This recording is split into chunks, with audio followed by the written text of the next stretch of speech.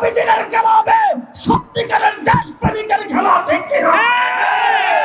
আমরা আঙ্গুল ভাঙা করতে জানি, আমরা জানি আমাদের সংসদ সদস্যদেরকে কিভাবে উদ্ধার করতে হয়, দিয়েছি আমরা।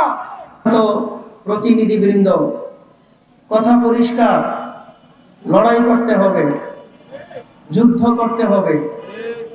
যেই যুদ্ধের মাধ্যম হবে আমার সত্যিকারের স্বাধীনতা আমার ঘরে ফিরে আনা। এই স্বাধীনতাকে আমাদের ঘরে ফিরে আনার জন্য আমাদেরকে সত্যিকারের অর্থে একজন সত্যিকারী নেতার পিছনে মেহনত করা লাগবে। আমরা বহুবার ধোঁকা খেয়েছি, আমরা আর নতুন করে ধোঁকা খেতে চাই না।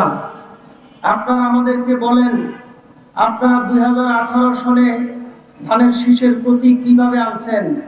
আমি আপনাদেরকে বলি, এইবার একটা না কয়টা নিয়ে ওইটা দেখেন, একটা না। এবার ধানের শীষের প্রতীক অথবা জোট কোথায় যাবে?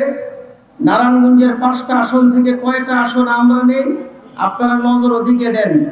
নারায়ণগঞ্জের মাটি ও মানুষের নেতারা, নারায়ণগঞ্জের জনগণ জেগে উঠেছেন।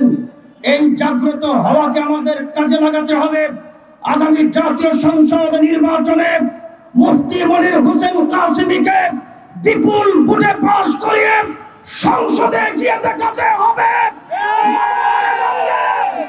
নারায়ণগঞ্জের মাটি, আলেমদের ঘাঁটি, নারায়ণগঞ্জের মাটি, মুফতি মনিরের ঘাঁটি। এই নারায়ণগঞ্জের মাটিতে আর কোন টেন্ডার বাচ্চাকে আমরা দেখতে চাই না। আগামী দিনের খেলা হবে সত্যিকারের দেশপ্রেমিকের খেলা, ঠিক কিনা? আমরা আঙ্গুল ভাঙা করতে জানি, আমরা আঙ্গুল বাঁকা করতে জানি। আমরা জানি আমাদের সংসদ সদস্যদেরকে কিভাবে উদ্ধার করতে হয়, দিয়েছি আমরা। মুফতি ওয়াক্কাস সংসদ সদস্য হয়েছেন, মন্ত্রী হয়েছেন, শাহিনুর পাশা সংসদ সদস্য হয়েছেন, মুফতি আমিনীন সংসদ সদস্য হয়েছেন, অসংখ্য সংসদ সদস্য আছেন। আগামীতে দেখবেন বাংলাদেশের পার্লামেন্ট হবে কোরআনের পার্লামেন্ট, বাংলাদেশের পার্লামেন্ট হবে ইসলামের পার্লামেন্ট, ঠিক কিনা? সুতরাং আমাদের প্রত্যেকটা থানাকে মজবুত করতে হবে, আমাদের কমিটিগুলি মজবুত করতে হবে। আগামী দিনে কারো কোনো রক্তচক্ষুকে আমরা ভয় পাবো না। রক্তচক্ষুকে উপেক্ষা করে আমাদের পথ পাড়ি দিতে হবে।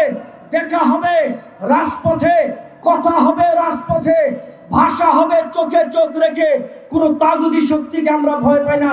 সকলে জোরে শুনতে চাই, ঠিক কিনা? এ পর্যায়ে